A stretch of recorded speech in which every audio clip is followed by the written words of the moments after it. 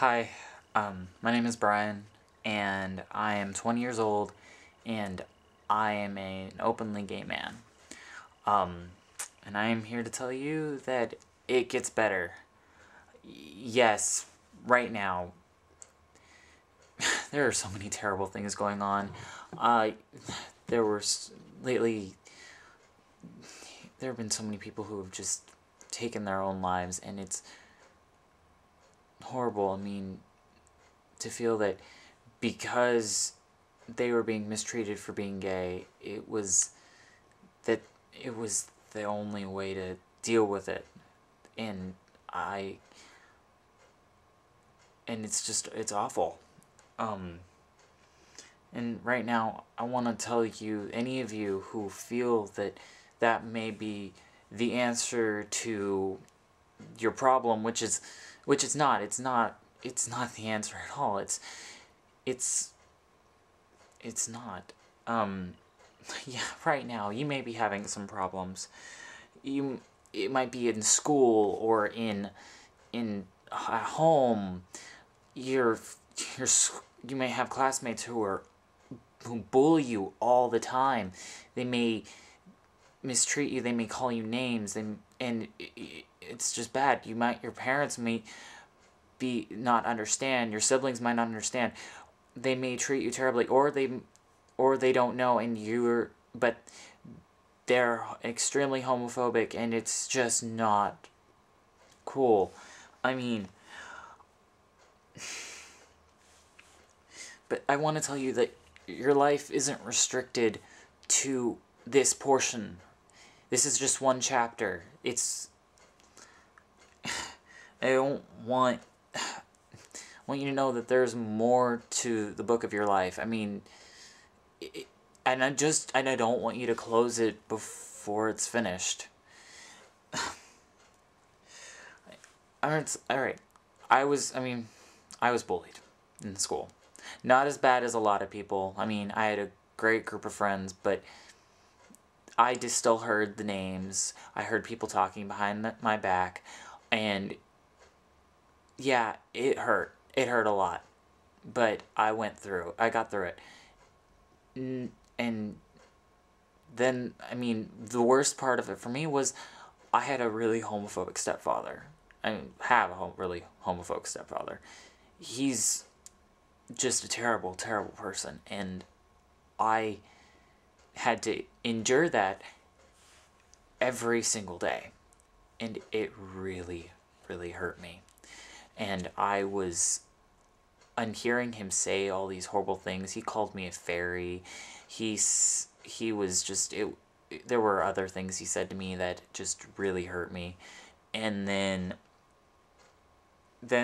I grew up in a Christian family, so of course I had to go to church. And when my youth group leader found out that I was gay, he called me a predator of men, which I thought was one of the worst things I could have been called, because, I mean, I'm sorry, that's just, it's awful. I was really hurt by that. And yeah, all these things combined, they made me feel like maybe that the answer was to take my own life. But the thing is, I knew that I wasn't finished. I knew that there was more to this life than just high school drama and family BS, and just, I knew that I had more to come. I knew that there was something better in this life.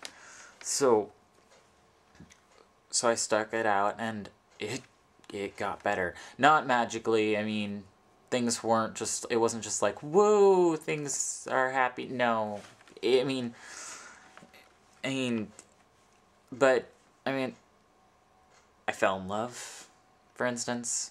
Well, I fell in love twice. The first time I fell in love, yeah, it wasn't the best thing in the world, but it was a start. And then that ended, and then I met someone else.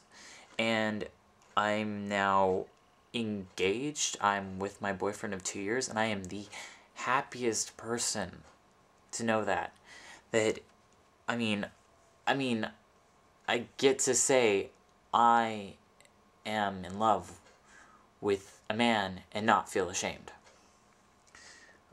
And I mean, and on top of that, at the college I go to, I became involved with the Gay Straight Alliance there, and which is now known as Delta Pride, which I was very active, and I got into it, and now I'm president of it, and it's something that I get to say is one of the best things I've ever been able to do, and it just makes me so happy. I mean, I'm making a difference in my community, and being able to just say that I can help people, and like, and I'm so, and oh God, it's one of the best things ever to know that I can make a difference. And that's the thing. Eventually, you will be able to too. Eventually, once you get past all the crap, you'll fall in love. You'll be able to be involved in your community. You'll be able to do what you like and be proud of it, and you'll just be happy. There's nothing better than doing what you like and making yourself happy by making a difference. I mean, right now I'm surrounded by so many supportive friends who love me for who I am, and guess what? There are people like me and them that are waiting for you waiting to meet you, because they're waiting. They're just.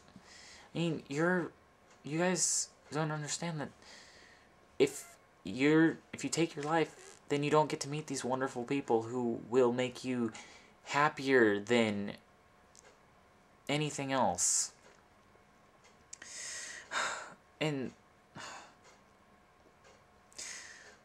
I'm not saying that it'll always be wonderful. Yes, there will be hard times. I mean, it's with everybody. I mean, you don't magically just have the happiest life ever just because high school is over. It's like, it's more along, it's like, you have the normal life problems.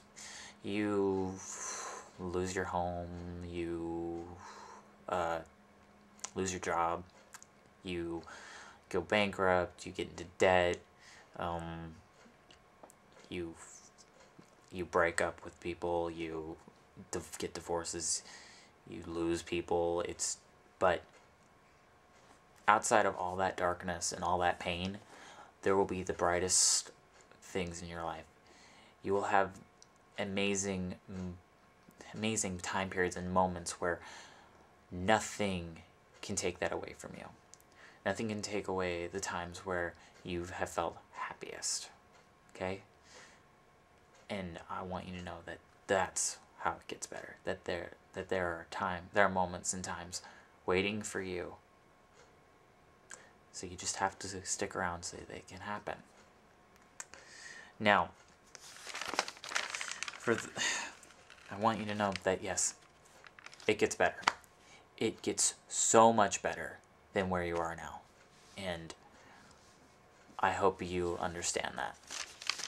Now, if you need someone to talk to, call 1-866-4U-TREVOR. It's the Trevor Project. 1-866-4U-TREVOR. Call it if you need to. There will be something underneath the video with the number. There's also going to be a website link. Please just, if you need it, call it. It's just, I mean, that could be the difference between you being